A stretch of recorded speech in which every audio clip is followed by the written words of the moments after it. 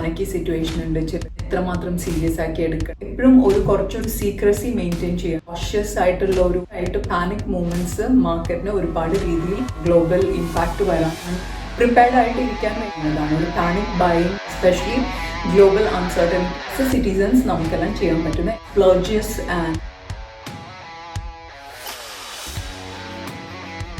Hello everyone, welcome back to another topic discussions. അപ്പോൾ ഇന്നത്തെ topic എന്താണെന്നാൽ നമ്മുടെ പ്രധാനമന്ത്രി നമ്മുടെ രാജ്യത്തിനെ അഡ്രസ്സ് ചെയ്തിട്ട് സംസാരിച്ചിട്ടുണ്ടായിരുന്നു അല്ലേ കുറച്ച് ദിവസങ്ങൾക്ക് മുന്നേ.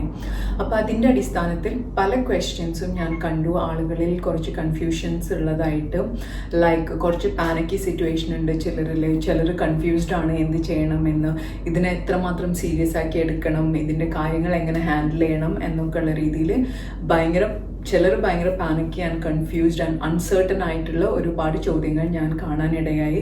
അപ്പോൾ അതുകൊണ്ട് ഇതൊന്ന് ചെറിയ രീതിയിലൊന്ന് അഡ്രസ്സ് ചെയ്യണമെന്ന് തോന്നി. എനിക്കിതിനെക്കുറിച്ച് വലിയ അറിവൊന്നുമില്ല, പക്ഷേ മനസ്സിലാക്കാൻ കഴിഞ്ഞ കുറച്ച് കാര്യങ്ങൾ ഇവിടെ ഷെയർ ചെയ്തു കഴിഞ്ഞാൽ ഒരുപാട് ആളുകൾക്ക് കുറച്ച് സമാധാനം കിട്ടും എന്ന് തോന്നിയത് കൊണ്ട് മാത്രമാണ് ഈ ഒരു ചെറിയ വീഡിയോ ചെയ്യാൻ ഉദ്ദേശിച്ചത്. ഓക്കെ, അപ്പം അഡ്രസ്സിൽ ഇപ്പം എനിക്ക് കൃത്യമായിട്ട് മനസ്സിലാക്കാൻ പറ്റിയൊരു കാര്യം എന്താണെന്ന് വെച്ച് കഴിഞ്ഞാൽ, നമ്മളെപ്പോഴും ഒരു ഡെവലപ്ഡ് കൺട്രീസ് നോക്കിക്കഴിഞ്ഞാൽ അവരുടെ ഗവൺമെൻറ് എപ്പോഴും ഒരു ട്രാൻസ്പാരൻറ്റ് കമ്മ്യൂണിക്കേഷൻ അവരുടെ ആളുകളുമായിട്ട് വെക്കാൻ നോക്കാറുണ്ട്.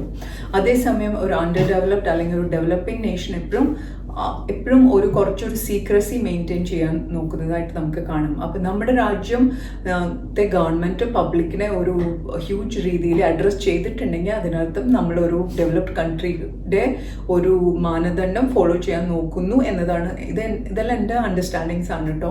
നിങ്ങൾക്ക് ബെറ്റർ അണ്ടർസ്റ്റാൻഡിങ്സ് ഉണ്ടെങ്കിൽ please feel free to correct.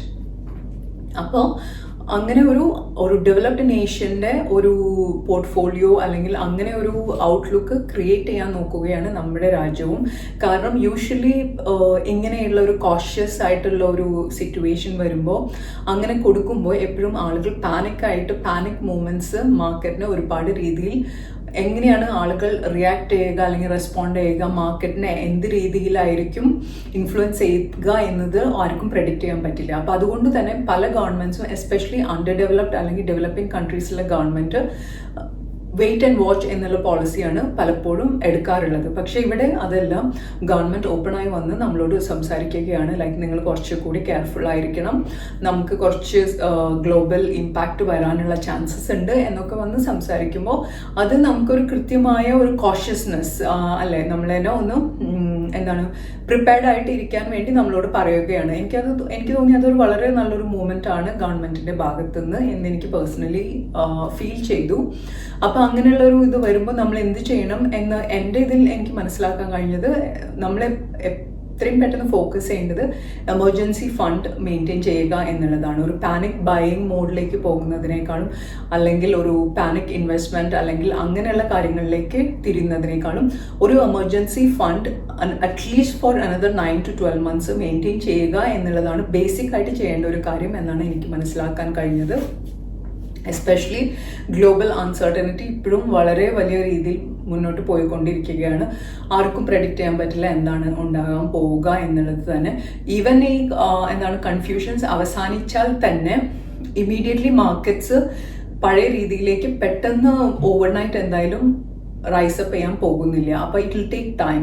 അപ്പോൾ അതുകൊണ്ട് തന്നെ ഒരു 9 months to 12 months emergency fund maintain ചെയ്യുക എന്നുള്ളതാണ് ആസ് എ സിറ്റിസൺസ് നമുക്കെല്ലാം ചെയ്യാൻ പറ്റുന്ന ഏറ്റവും ഫസ്റ്റ് ആൻഡ് മോസ്റ്റ് ഇമ്പോർട്ടൻ്റ് ആയിട്ടുള്ള ഒരു കാര്യം. And of course splurges and overspending കഴിയുന്നതും ഒഴിവാക്കാൻ നോക്കുക എന്നൊക്കെ ഉള്ളതാണ്. ഇങ്ങനെ ഒരു കോഷണറി ഗവൺമെൻറ്റിൻ്റെ സൈഡിൽ നിന്ന് ഒരു കോഷണറി അഡ്വൈസ് വരുമ്പോൾ നമ്മളെപ്പോഴും ചെയ്യേണ്ടത് എന്താണെന്ന് വെച്ചാൽ കോഷ്യസ് ആയിട്ട് സ്പെൻഡിങ് നടത്തുക, കോഷ്യസ് ആയിട്ട് ഇൻവെസ്റ്റ്മെൻറ്റ്സ് നടത്തുക എന്നുള്ളത് തന്നെയാണ്. അതിപ്പോൾ കോമൺ ആയിട്ട് എല്ലാവർക്കും മനസ്സിലാക്കാവുന്നത് തന്നെയുള്ളൂ. അപ്പോൾ ഞാനെപ്പോഴും സജസ്റ്റ് ചെയ്യാം, go for emergency fund.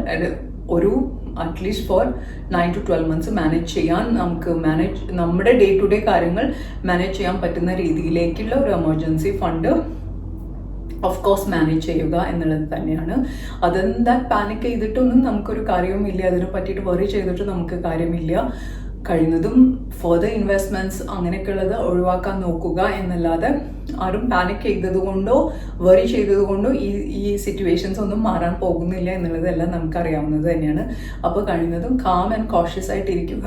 Government എന്താണ് പറയുന്നത് എന്നതിനനുസരിച്ച് ആ ഡയറക്റ്റീവ്സിനനുസരിച്ച് ഡിസിഷൻസ് എടുത്ത് മുന്നോട്ട് പോകാൻ നോക്കുക. എല്ലാവർക്കും പ്രാർത്ഥിക്കാം നമുക്ക് for better decisions and better ഔട്ട്കംസിന് വേണ്ടിയിട്ട് നമുക്കെല്ലാം പ്രാർത്ഥിക്കാം എന്നുള്ളത് മാത്രമാണ് എനിക്കിവിടെ പറയാനുള്ളത്. So as always, thank you for your time here. Until we meet next time. Thank you and by.